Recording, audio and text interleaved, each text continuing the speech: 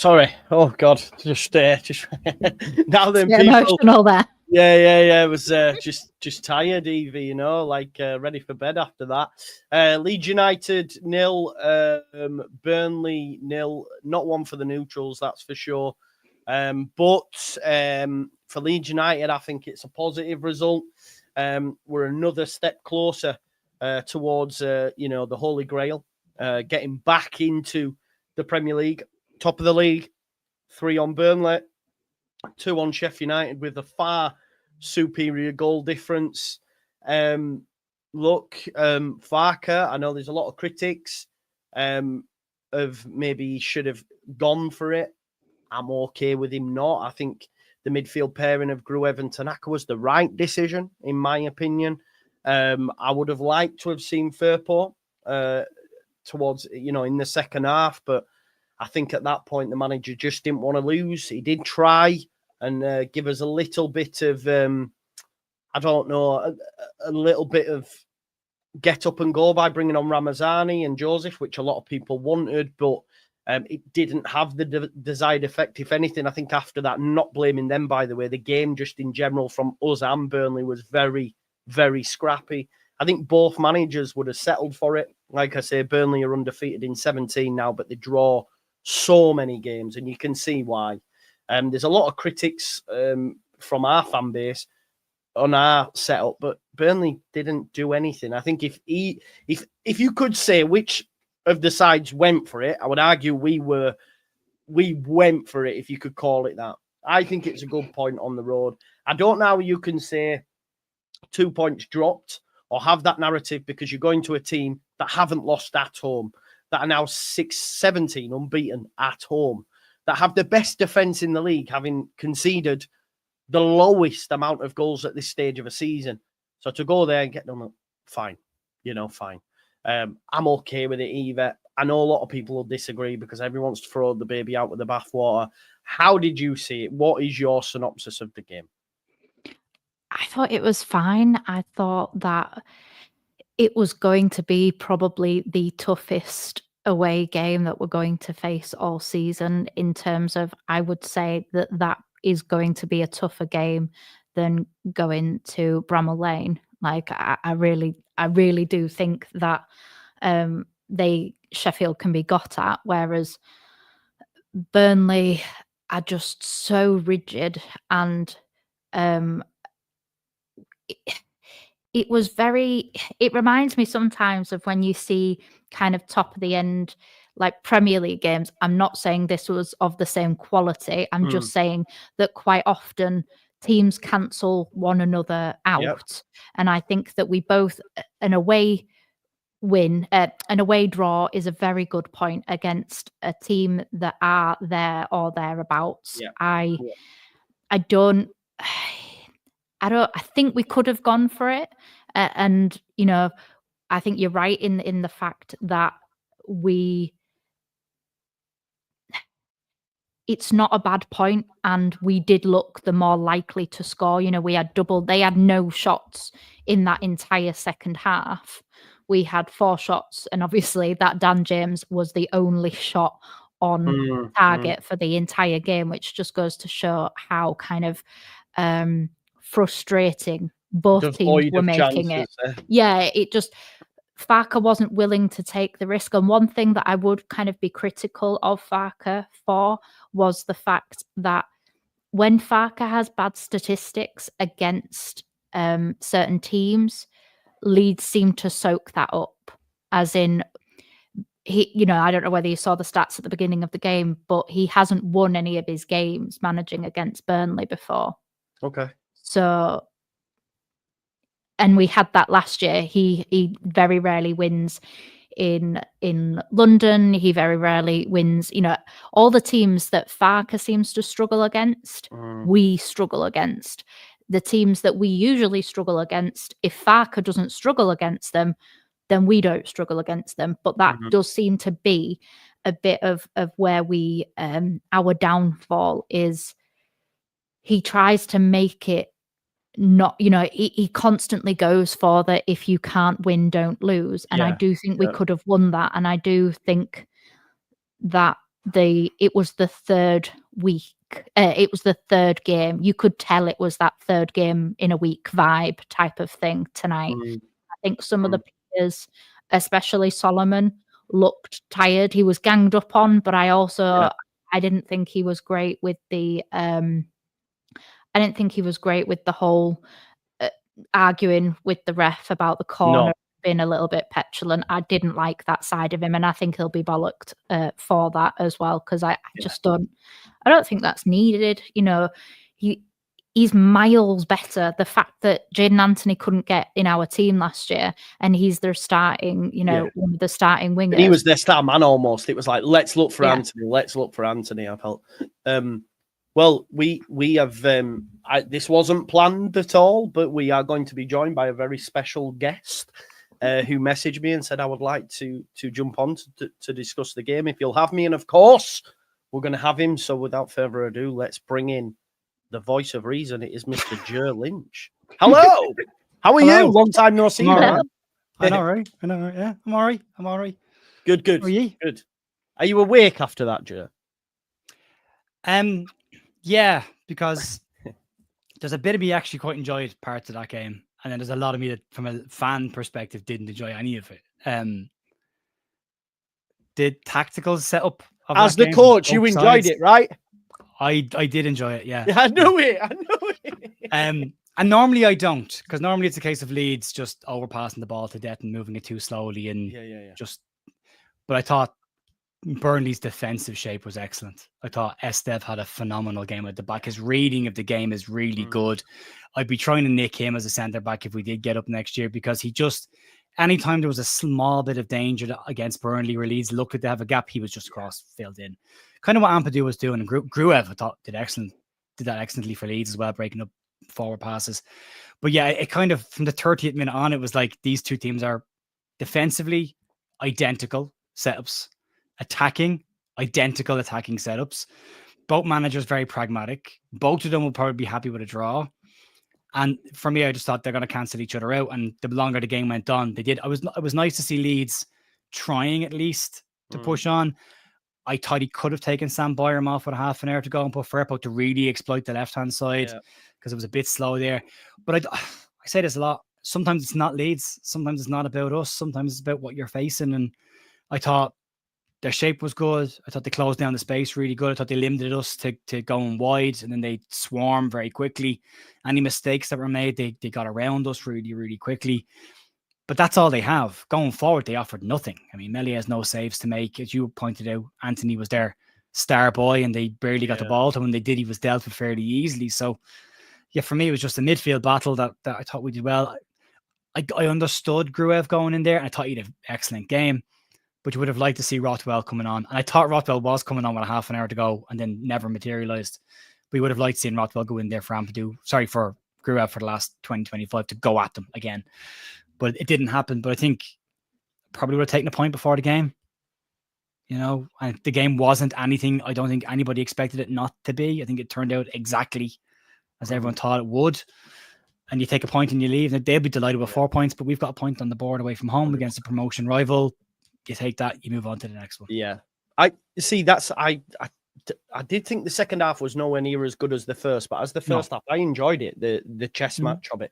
And when you started talking, and Lockie's just text me saying, I like Joe also enjoyed it, Joe. Do you know what I mean? Because I think it's that those that see the game differently. And I understand at halftime, someone was saying, like, people in the chat were saying, make 4 changes. Firpo comes on, Joseph, Ramazani, and I think as well, Gruev or Rothwell on. But then we just lose that whole defensive shape and it becomes open, and then there's a chance Burnley win it. And look, I think I get why people are frustrated and, people say we should go for it. Yeah. But that's a massive point for me, I think anyway, because... But it's a big 3 points to lose, isn't it? Yeah, massive. Like if you go for it and don't win and they pick up 3 points, all of a sudden they're now joint top of the table. Yeah. So it's right now it's still technically 4 points because of the goal difference. Yeah. So you still have that little cushion. Yeah. But yeah, I mean, I get all of it. Like I was trying to look at it from 2 different perspectives. From a neutral perspective, I'd make changes to this game and go at it. But Leeds have been so porous away from home this season, and Farke clearly is aware of us conceding early goals in both halves away from home. You could see what Gruev and Tanaka going in there. He's going to play 2 holding midfielders. None of them are going to go forward, and they didn't. Essentially, we played with 4 centre backs with those 2 and the 2 centre halves while the fullbacks went. But yeah, he was never ever going to set up a stall to have holes in it defensively. Minimum is go there, get a point. Minimum, get a point. And if you get an opportunity to win it, go get an opportunity to win it. But that, I mean, you go through their side and how they play today. Like defensively, right across the board, they're very good. Like the partnership, Egan Riley and Ested is very, very good. Humphreys is very good in the left hand side. I actually think Conor Roberts is right? very good. I said, and it might be a hot take, but as defenders, defending, their centre backs are better than ours. They didn't make any mistakes. Yeah. I just don't. When I watch them, I think, they've got it under control all the time. Calm. There's a calmness about there. Sometimes there's a bit of a, especially in the positions where there's overload of players, sometimes we can look a little bit panicky and just swinging legs and smashing things away, where they look like they're in control and they know it. I mean, look, they've conceded 9 goals all season. That's a phenomenal number to concede all year. At this point, you're into the second half of the season. You're still not in double figures of goals against you all season. Yeah. So, and as you've said in the build up to this, they're draw specialists at home. They're 11th best home record in the division, but they've lost none. Yeah. So they're doing the opposite. They're 11th at home, 3 points away. It's mad, isn't it? It's mad. They're doing the same as us, but the opposite. They get a point at home, 2 points away, where we're 2 points at home, 1 point away. Yeah. It's mad. Evie, how do you think? Yeah, Joe mentioned it there about the coach and the players in the dressing room. They'll be like, happy days, good point, lads. We didn't lose. Got Cardiff at home on the weekend, 3 points, and we're nice. You'd imagine that's what I know. As fans, we want to be entertained and you want to win games, but from a player and coaching perspective, they're probably going, do you know what? Happy days, man. We didn't lose. We're still top of the league. We move forward. Yeah, and at the end of the day, Meslier had to make a save. I know it got kind of good save. It was a good save, and at the end of the day, it was one of those things that he got called upon momentarily, and he did it, and that will also give him a bit of confidence, because regardless of whether anybody personally thinks that he should be starting, he is starting. So I didn't think Ampadu was great tonight. He was making some, although the free kick was never a foul. Never free kick. I was absolutely livid, and for me, that linesman was more ridiculous than the referee, and I thought the referee was soft as hell. But and did you agree with so Anthony kept on fouling? Half of them I didn't think were fouls, but for me, if you're going to constantly say that they're fouls, he did at least 5 and didn't receive a yellow card. Like, but if you look, where's the consistency? You can't say it's a foul and then say you've committed five fouls, but you don't get a yellow card, and then we commit 1 or 2 or answer back to a linesman and we get a yellow card. I don't understand. Where is the consistency? Yeah. I thought Anthony was harsh done by for a couple of them. I'm not gonna, I'm fine because it went in our favour, but at the end of the day, as a football fan, I thought he was quite hard done by. But you can't give a foul, 5 of them, and not give a yellow card. It's just that. Where is the consistency? Where's the kind of the follow on? Where's the actual kind of consequences if you don't get a foul? Like if you don't get the yellow card for the foul. Well, if you look at Dan James gets booked in the first half for the breakaway, which is stonewall yellow card. But then Tanaka in the second half turns Brownhill, gets away from him and gets flattened. And there's no card at all. And you're like, well, arguably it's the exact same thing because he's running into space with the ball and you've stopped that. The one that Solomon got infuriated me. The Bogle one. Yeah. Bogle and Solomon both got booked for arguing with the linesman. And I agree with what Evie said. They probably get a slap on the wrist and they go in the dressing room for getting booked for dissent. But in that situation, if I was them, I would be in the referee's face as well, because they were nailed on Leeds United free kicks and the linesman is a yard away and just stands there and does nothing. The referee gives the free kick the other way and you're like, dude, you can see this. You're not getting involved in the game. I thought the officials were poor without having a massively detrimental impact on the game, but I thought they were poor. I also thought that was a penalty for Sam Byram, and I could be saying that being too soft. But for me, Byram chests the ball away from Anthony, I think it was, and then Anthony takes him out. They're both in the air. So for me, that's a free kick because he's off the ground, he's out of control. The two of them have gone for it. And then you've got Don Goodman telling everyone that's a great bit of defending. And you're like, is it Don? How is that defending? He hasn't made contact with the ball. He's made 100% contact with the player. 100%. Like he's nailed him. And he goes down. And then the second half, a similar situation that happens in the middle of the park, it's a free kick. Yeah. How is that not a penalty? It's mad. That's I think it's 8 halves of football now that a team haven't had a single shot on our goal. That's 8 halves of football because Burnley didn't have a shot at all in the second half tonight, which again is a great stat for Leeds United. As you know, people I think are overreacting. I think it's a great point. It's the lowest or second lowest XG Burnley have ever put up. Now, of course, it's also Leeds United's lowest XG this season. But again, you have to come back to it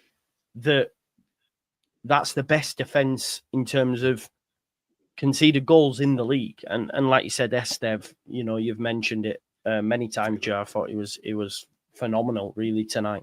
Top player. Brownhill as well, I thought was very good for them as well. Yeah, he runs the game so well. Good. Yeah, it's not even the best defense in the Championship. It's the best defense in Championship history at this point in a season. So, like, you know, it's not just a one-off thing that they are the best in this particular season. They are the best defensive team in Championship history since records began. So, yes, we didn't score against them, but you don't get to score often against a team that has the best defensive record in Championship history. You know, like it just come on, like let's take a balance. It's a very, it's a very good point. Yeah, it is. Definitely is. It's I know I just 29 games. 29 games. And nearly to round it off, 30 games conceded 9 goals. You're only conceding a goal every 3 games. That's ridiculous at this level. It's crazy. It's insane, mate. It is. Like we're the next best with 19. Yeah, that's 10 extra. That's 10 more goals I've got in it, and we're second best. And that's still 19 goals conceded at 29 games is a really good defensive record.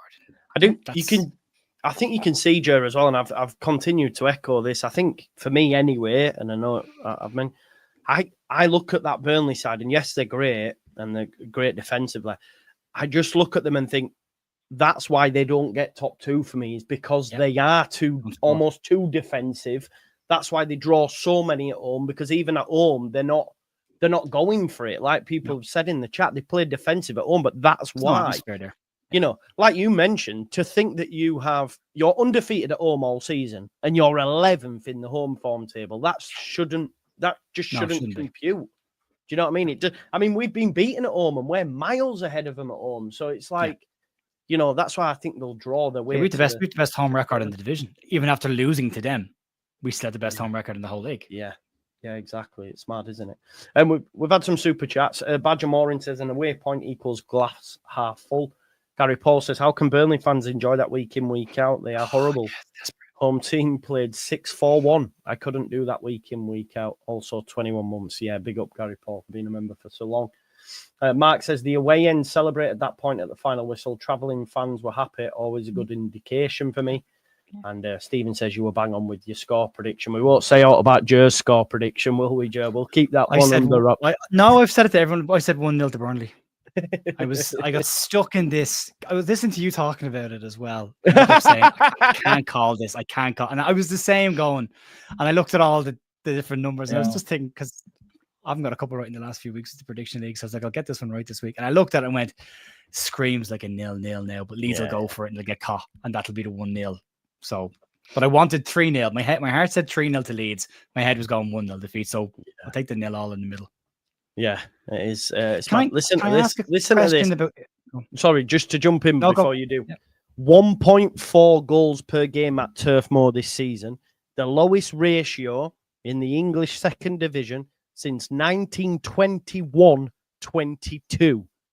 So that shows you just how hard it is to get any goals at Turf Moor since 21-22. So anyone that's like critical and all that, I think you just come on. Like it's 21-22. Fucking hell, Judd only just been born then, man. So you know what I mean. A joke, of course.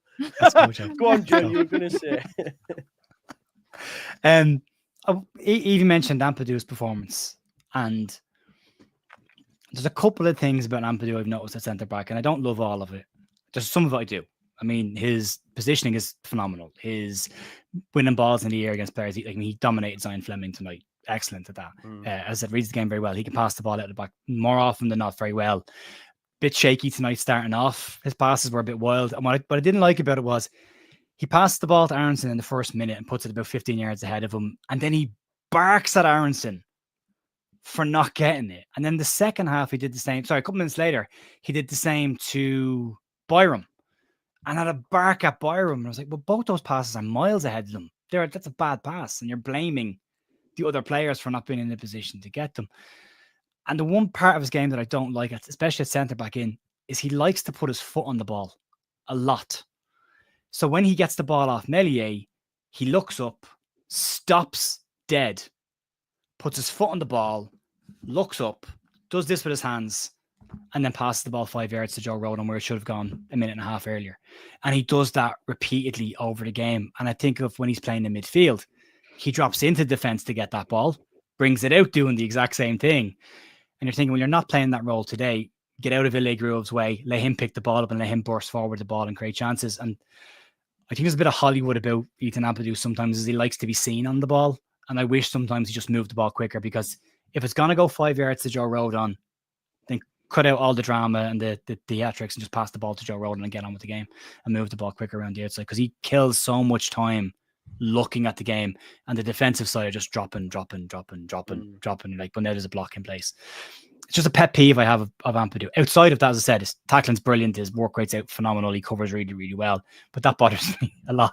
Yeah, I don't think he was great tonight either. Let's talk about some individual performances, because there's a few people that are obviously getting a cane in, whether you agree or disagree. And we'll start from the front. Joel Pirro, a bit anonymous tonight, but again, he's up against two great defenders, best defense in the league. I think he does try and get involved. His touches maybe were a little bit trampoliny at times. But, when Joseph came on, he equally struggled, for that time. But what did we make to the performance, Evie? Do you want to go off on Pirro? I think it's quite difficult. I don't think... The problem is neither one of those players make a good argument for starting in a game like that, because you need a runner. So you need somebody who is going to press, and we know that Pirro doesn't do that. But if you have the opportunity, who are you going to trust more to slot that opportunity home? It's going to be Pirro. So it's really, really difficult, because tonight was not really a game where either one of them could succeed.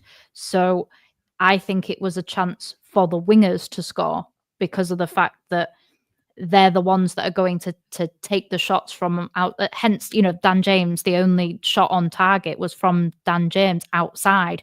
And this is why we need somebody, whether it's a number 10 or whatever, but I want people to practice taking shots at the goal outside of the box, because it's just something, regardless of whether we go up this season, we've got enough, and I'm hoping that we still get some more kind of people in. I'm not settling, I want transfers in, but when we go up, we won't be given the opportunity to walk the ball into the net in the Premier League. And we don't right now have anybody who consistently takes shots, because it's not part of Farke's game in terms of he likes to keep control of the ball, and you only take shots outside of the box if you are like a really high percentage sure that you can at least get it on target kind of thing. And nobody really has that or has the confidence to do that. So this game, I don't really think suited any of our strikers. And it's why I kept on getting frustrated with Solomon today, because he did that thing where instead of just crossing the ball straight into, as Max calls it, the corridor of uncertainty, he waited, pulled it back, and then the defenders were all lined up. And Pirro isn't a muscle in kind of striker, so then the opportunity's gone, and that's frustrating.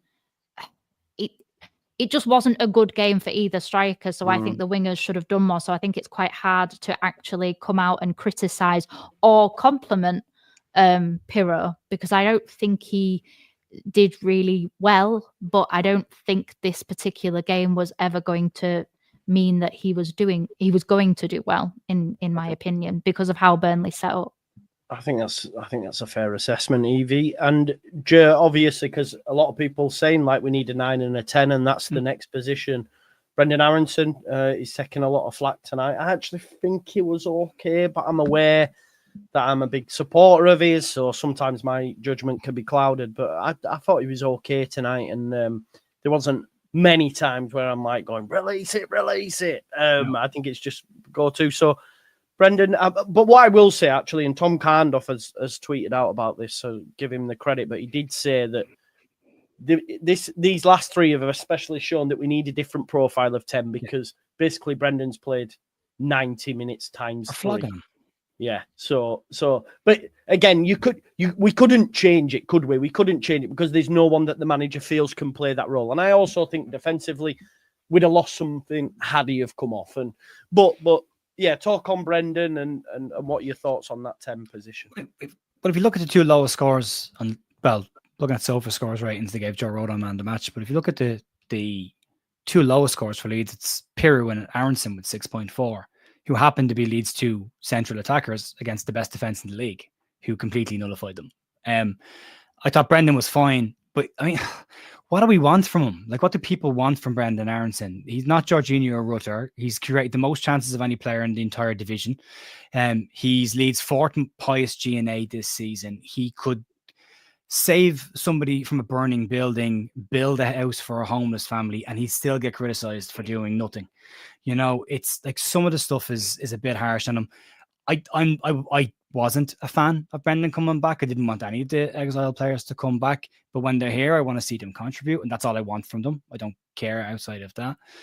He ran around a lot tonight, as he does. He's important to Leeds press. He puts pressure on Burnley's back four. If you see how often they kick the ball long when he presses somebody versus when someone has it up against Joe Pirro, where they can go sideways around them. So he forces teams to go long and break from what they want to do. But it wasn't a game for the attackers tonight. I mean, I completely agree with what Evie said. I'd have started Joe Pirro. Halfway through, I would have said Joseph's pressing might actually work better here, but then you're going to miss the finishing. Joe Pirro's first touch is like a bus when he's outside the box. It's like cotton wool when it's in the box. It's chalk and cheese. Matteo Joseph had a bit of a, bussy touch as well when he came on, but he was only coming into a game, so it's hard to get to the speed of the game. You could have done bringing him on with a half an hour to go to give him a proper amount of time to get into the game, but that's not how Farke operates.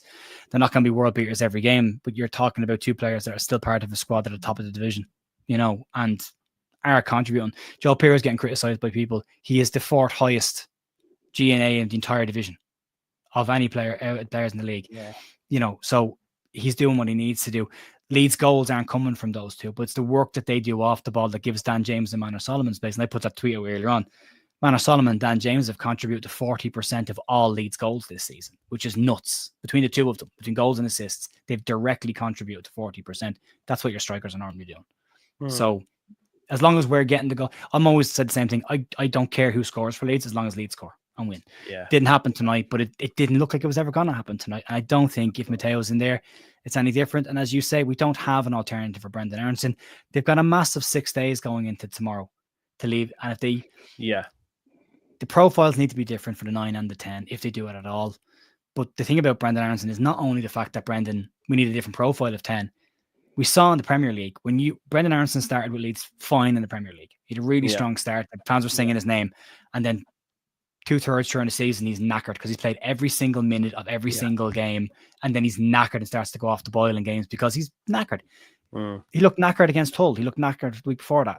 He's tired. You've got to be able to take him out in some games and put somebody else in instead of him. And they don't have that, so they've got to go and get it. Agreed. Agreed. And then the problem is, if we don't get any injuries between now and the end of the season, we're probably fine. But it's a huge gamble to take when you're so close 100%. to getting over the line. Don't leave the door open when it's right there. If you just walk through it, make the obvious stuff and move on. Yeah, and the March mentality as well. Even if you come through physically without injuries, look at the way that, you know, Ampadu, Rodon, and even Dan James and Connor Roberts all went down, especially, you know, after when Wales, you know, then didn't qualify for the Euros. So we've got to take those things into kind of. Aaronson's head went after the 2022 World Cup with USA. So we have to think, is his mentality, is Firpo's mentality going to be there if he wants to protect himself for an end of the season move?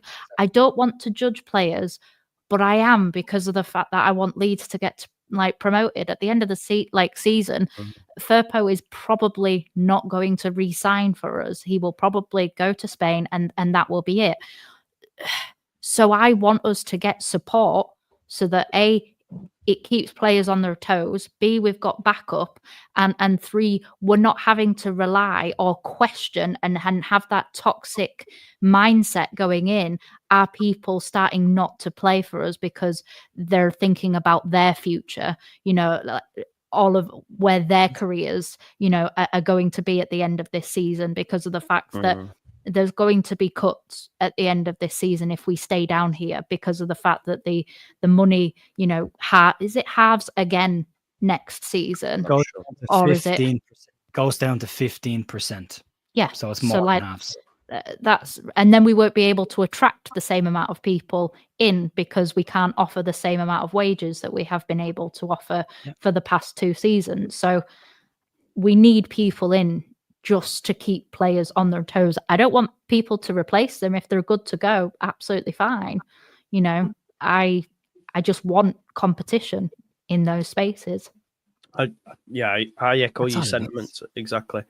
Look, we're not looking for starting players. We're looking for backup. Like, that's all we're saying, is just don't take the risk of leaving your short in 7-10 in case Aronson gets injured. And the March international break's coming up, and that scares the crap out of me, because it's always impacts us negatively, 100%. especially in the last 3 years. So just don't. Why gamble? Yeah. Why gamble on that? And I might think it's smart and it's shrewd, and by the end of the season, go, look, see, we had enough. Or Joel Pirro gets injured and Brendan Aronson gets a knock, and then that's that. Yeah. 100%. I agree with you. Hero said, aside from running around, what does Aronson do? Well, as Joe just pointed out to you just a second ago, he's like 4th for GNA, and this team has scored more goals than what Rutter did at this stage of the season last season. He's created I think 47 chances, the most in the division. So, I mean, come on. I get he's not your favourite, but he does do stuff in this side. Pirro, love him when he scores, but his first touch is bad, and he's slow. He is slow, I'll give you that. Yeah, he is Timberland boots, first but touch it is is what it is. Bad.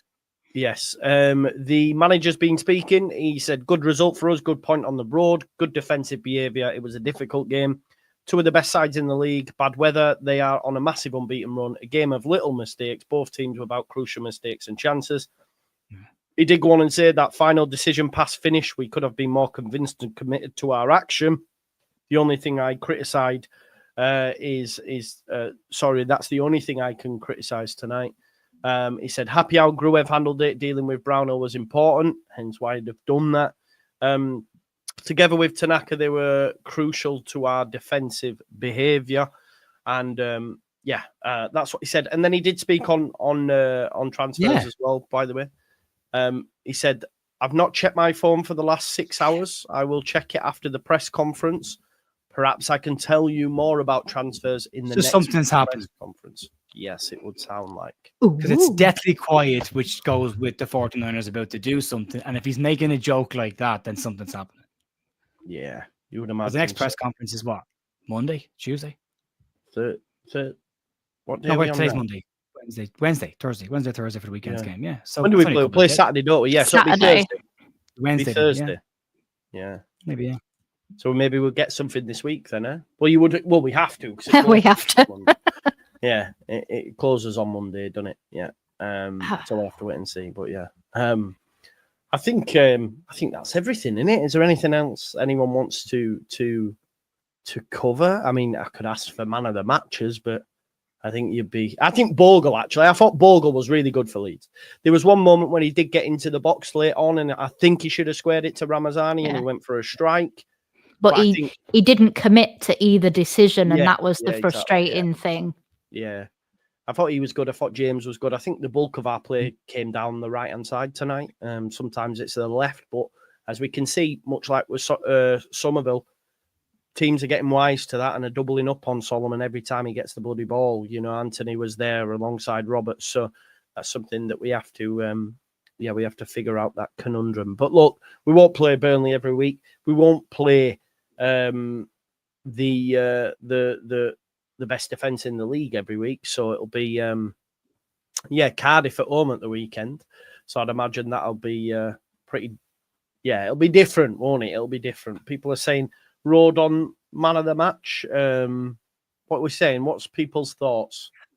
So SofaScore gave him man of the match. I would have said Estev for them, and I would have said probably Rodon or Gruev for us. I thought Gruev was excellent. Yeah. I'm going to give it Bogle and Estev for them. He's very good. Yeah. I think Bogle, personally, for me. Yeah. I think, I think that he's starting to get his flowers now, which is nice to see. Because, I was very critical of him when he first came in. I think he took probably longer than most to settle in, considering he was one of our first signings of the summer. I thought he actually took longer than others to settle in, but he does so much running. I mean, I don't know whether you saw the heat map in the first half. Like, he'd done more running than most in that first half. He was up and down, like an actual winger. Yeah, no, I agree. He's been great, hasn't he? Joe, would you give Ramazani a chance playing up front? No, not for me. He's a winger, mate. I don't think he's a number 9. We've got Pirro. I mean, that would be a really bad indictment if we said both Pirro and Joseph and then play Ramazani there. That's giving me Dan James in the Premier League under Bielsa flashbacks. Yeah. Do you think, Joe, I'll ask you, the Gruev thing was away from home. It was about keeping us tight. They're very good in midfield. Do you think at home, say, for example, against Cardiff, we see Rothwell back in there? I think that's... I'd hope so. Yeah. I'd hope so. Because you've got to be more progressive at home. You've got to be more aggressive and try and get forward and be more attacking side. So, I wouldn't be surprised if we see that every away game and then a different one at home. Yeah, agreed. I agreed. Yeah, exactly. I'm getting tagged in it on Twitter now. It definitely looks like some positive news is coming on the old transfer front there. As you can see, Farker said there, word for word. I've not checked my phone for the last 6 hours. I will check it after the press conference. Perhaps I can tell you more in the next press conference. And to be honest, he's always tight-lipped. He doesn't say much about transfers, if at all. Even when we know we've definitely got someone, until it's officially announced, he's like, I will not speak on players. So the fact he's saying these things is a positive sign for me. He won't comment, and he always says, unless they're wearing a Leeds United shirt, I won't comment on them. So, that's either that or he's just set us up for the biggest kind of letdown that we've had since Don't Go to Bed Just Yet. Do you think we get the 3 that they've mentioned, centre-back 9 and 10? Or I don't know. 2 maybe. 2? 2 maybe. 2, yeah. 2 maybe. 10 and a centre-back, or do you think he... I think a 10 and a centre-back, Yeah, I can see that. If we do any. Yeah, if we do any, well, God.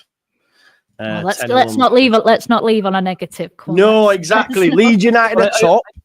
Go on, Joe. No, I understand their policy. The level of player they're hoping to bring in isn't going to be available for most of the window because teams aren't going to let players go until they've got replacements or they've got their targets in. And we're shopping above, not below. So it's harder for us to go and get the players that we want. So, we just got to wait. If you look at the players that have been linked with, there's a story today saying the Leeds actually bid for Kushinoff, even though they were never going to get him. They put a bid in for him.